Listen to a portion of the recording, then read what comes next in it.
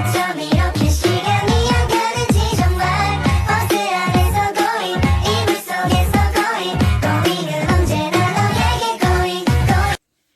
Perkenalkan, nama saya Keken Cahya Vanida. Saya dari Prodi Bimbingan dan Konseling Universitas PGRI Banyuwangi. Di sini saya akan menjelaskan tentang teori pendekatan psikodinamik menurut Alfred Adler. Di sini saya akan menjelaskan tentang teori psikodinamik menurut Adler.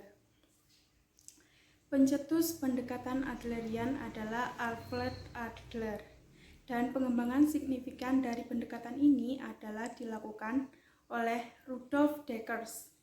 Pendekatan Adlerian ini juga dikenal dengan nama psikologi individu yang diambil dari bahasa Latin.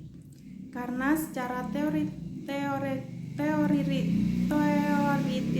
pendekatan ini menghindari reduksionisme dan menggambarkan penekanan pada keunikan serta kesatuan individu.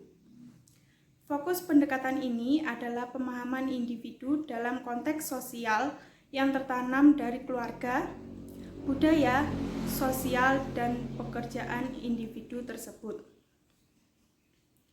Dekkers adalah tokoh utama yang bertanggung jawab untuk mentransplantasikan prinsip-prinsip Adlerian ke Amerika Serikat, terutama dalam menerapkan prinsip-prinsip ini untuk pendidikan, bimbingan anak, dan kerja kelompok. Pendekatan ini menekankan faktor sosial dibandingkan biologis dalam menentukan perilaku individu, sehingga prediksi perilaku, perkembangan individu, perilaku maladaptif, serta upaya terapeutik berfokus pada pengembangan dan nilai-nilai sosial individu. Dengan karakteristik dan keunikan pendekatan Adlerian ini, maka dinilai pendekatan ini akan dapat dengan tepat dan memberikan intervensi yang jitu dalam menangani permasalahan dan isu-isu yang berkaitan dengan perkembangan sosial siswa. Pandangan dan juga kita akan menjelaskan pandangan terhadap manusia atau hakikat manusia. Adler berpendapat bahwa manusia pertama-tama dimotivasikan oleh dorongan-dorongan sosial. Menurut Adler, manusia pada dasarnya adalah makhluk sosial. Ia percaya bahwa sejak lahir manusia telah dikaruniai dengan kesadaran bersosial dan hanya berketerpaksaan atau kompensasi yang membuatnya bertanggung jawab kepada manusia lain untuk dapat mencapai kesejahteraan yang baik bagi dirinya dan orang lain. Mereka menghubungkan dirinya dengan orang lain, mengikuti kegiatan-kegiatan kerjasama sosial, menempatkan kesejahteraan sosial di atas kepentingan diri sendiri, dan mengembangkan gaya hidup di mana mengutamakan orientasi sosial. Selanjutnya saya akan menjelaskan tentang asumsi dasar dari psikologi individual, yaitu adalah bagaimana bahwa kita dapat pergi dan apa yang kita perjuangkan merupakan hal yang krusial. Maka penganut Adler ini tertarik pada masa depan tanpa mengecilkan arti pentingnya pengaruh masa lalu atau masa silam. Mereka berasumsi bahwa keputusan itu didasarkan pada pengalaman orang di masa lampau, pada situasi masa kini, dan pada arah kemana orang mau pergi. Mereka mencari kesinambungan dengan jalan memperhatikan tema-tema yang berlaku dalam diri kehidupan seseorang.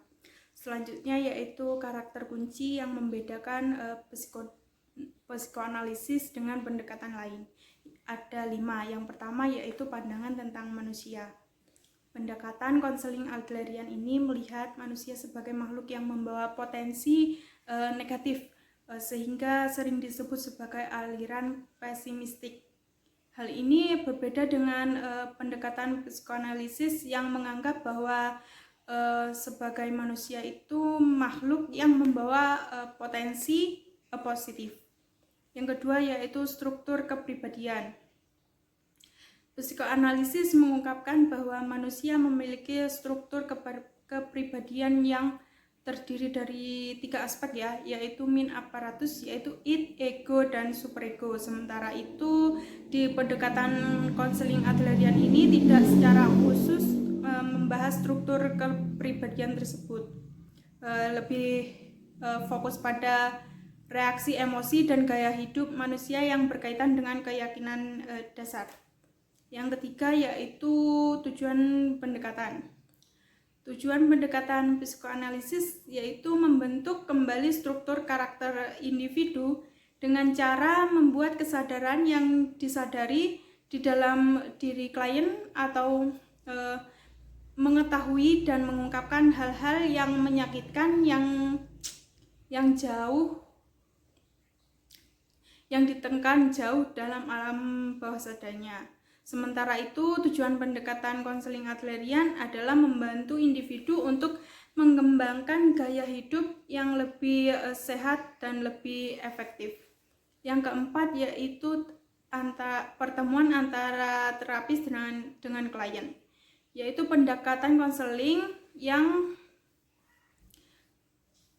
mempertemukan terapi dengan klien serta adanya kemungkinan mengubah gaya hidup klien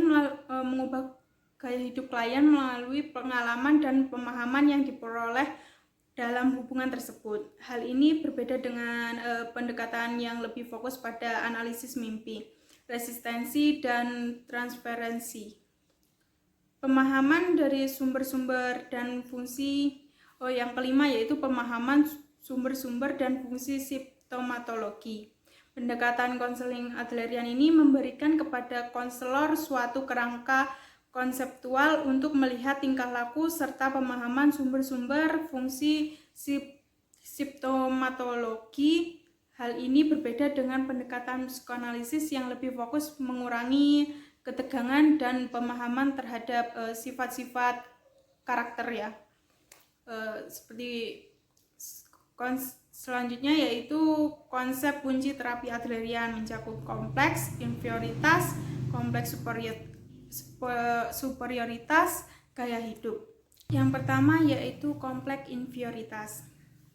Kelemahan atau rasa rendah diri yang kita alami secara langsung dan intens di rumah semasa anak-anak ya, mempunyai analogi dalam proses sosialisasi ke masyarakat yang lebih luas. Semua orang merasa tidak mampu dalam situasi tertentu, dan obat yang merasa tidak mampu itu menjadi kompeten rendah diri adalah dengan proses sosialisasi yang sehat.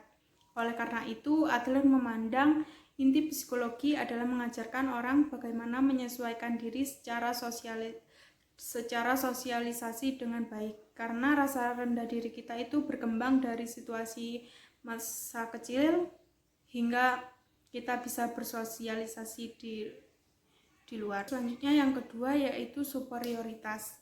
Saat seseorang berusaha mengatasi rendah diri, mereka berjuang untuk mencapai superioritas, sehingga seseorang dengan rasa rendah dirinya itu cenderung membuat berakhir dengan rasa superioritas.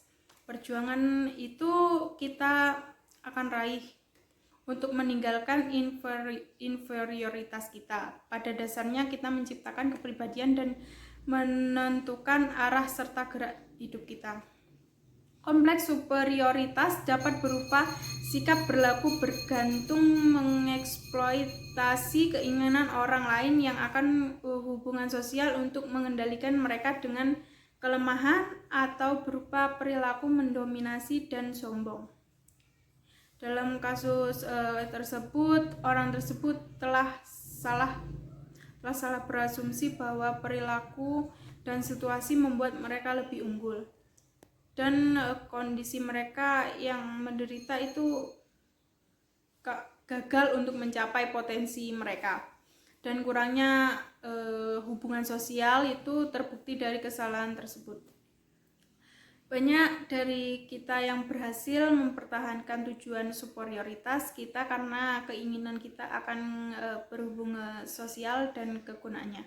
Namun mereka tidak membelokkan arah dari yang ke kompleks.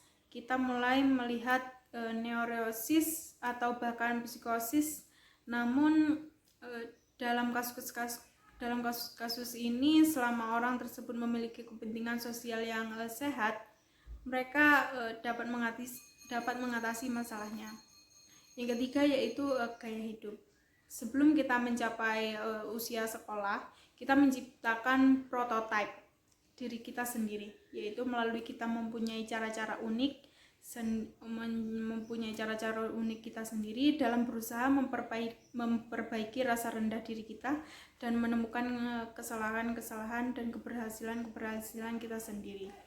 Prototipe tersebut semakin matang dalam gaya hidup seseorang. Jadi seseorang mengalami masalah kesehatan mental. Perubahan harus dilakukan ya dalam rencana yang lebih dalam. Gaya hidup yang sehat itu melibatkan memiliki energi, hak pilihan yang cukup untuk menghadapi tantangan hidup yang muncul. Cara termudah untuk melihat gaya hidup seseorang adalah ketika mereka dalam situasi baru. Dalam situasi barunya itu dia akan berubah, kita cukup fleksibel untuk merubah itu berdasarkan lingkungan sekitar ya. Namun selalu melayani tujuan mempertahankan prototipe diri kita untuk menaklukkan inferioritas kita dan menjadikan anggota komunitas yang berkembang. Selanjutnya saya akan menjelaskan bagaimana Adler mempertahankan teori psikoanalisa tersebut. Yang pertama yaitu dia menekankan pentingnya faktor sosial dan budaya dalam perkembangan kepribadiannya. Sedangkan Freud berpendapat bahwa kepribadian itu dibentuk oleh alam bawah sadar yang dipengaruhi oleh pengalaman masa kanak-kanak. Sedangkan Adler berpendapat bahwa faktor sosial dan budaya juga memainkan peran penting dalam perkembangan kepribadian. Dia percaya bahwa manusia adalah makhluk sosial yang selalu berusaha untuk menyesuaikan diri dengan lingkungannya. Yang kedua yaitu menolak gagasan Freud tentang alam bawah sadar yang dominan. Freud berpendapat bahwa alam bawah sadar adalah kekuatan yang dominan dalam kepribadian. Sedangkan Adler berpendapat bahwa kesadaran juga memainkan peran penting dalam kehidupan manusia. Adler percaya bahwa manusia adalah makhluk sadar yang dapat membuat pilihan dan bertanggung jawab atas tindakannya. Yang ketiga yaitu dia menekankan pentingnya tujuan kehidupan manusia. Freud berpendapat bahwa motivasi manusia didasarkan pada keinginan untuk memuaskan dorongan-dorongan dasar seperti seksualitas dan agresi. Sedangkan Adler berpendapat bahwa motivasi manusia didasarkan pada tujuan-tujuan yang lebih tinggi, seperti keinginan untuk mencapai keunggulan dan kesempurnaan. Adler mengembangkan teori individual ke psikoanalisa ini berdasarkan pengalaman klinisnya sendiri. Dia bekerja dengan berbagai macam pasien, termasuk anak-anak, orang dewasa, terus orang yang kena gangguan mental. Dia percaya bahwa teorinya ini dapat diterapkan pada semua orang, terlepas dari usia atau jenis kelamin atau latar belakang budaya mereka yang berbeda. Itu tidak masalah, kata Adler. Ada beberapa contoh juga bagaimana Adler mempertahankan teori psikoanalisisnya dalam praktek klinisnya. Yang pertama yaitu dia bekerja dengan pasien untuk memahami tujuan-tujuan mereka. Dia percaya bahwa dengan memahami tujuan-tujuan pasien itu, dia dapat membantu mereka untuk mencapai tujuan tersebut dan dapat mengatasi masalah-masalah mereka. Yang kedua yaitu membantu pasien untuk mengembangkan rasa tujuan dan harga diri. Dia percaya bahwa dengan mengembangkan rasa tujuan dan harga diri, pasien akan lebih mampu mengatasi tantangan dalam hidup. Yang ketiga, dia menekankan pentingnya hubungan sosial yang positif. Dia percaya bahwa hubungan sosial yang positif penting untuk kesehatan mental. Yang keempat yaitu membantu pasien untuk mengembangkan hubungan sosial yang positif dengan keluarga, teman, dan rekan kerja. Adler percaya bahwa teori individu psikoanalisa dapat membantu orang untuk menjalani hidup lebih bahagia dan penuh arti. Sekian yang dapat saya sampaikan. Wassalamualaikum warahmatullahi wabarakatuh. Audio Jungle.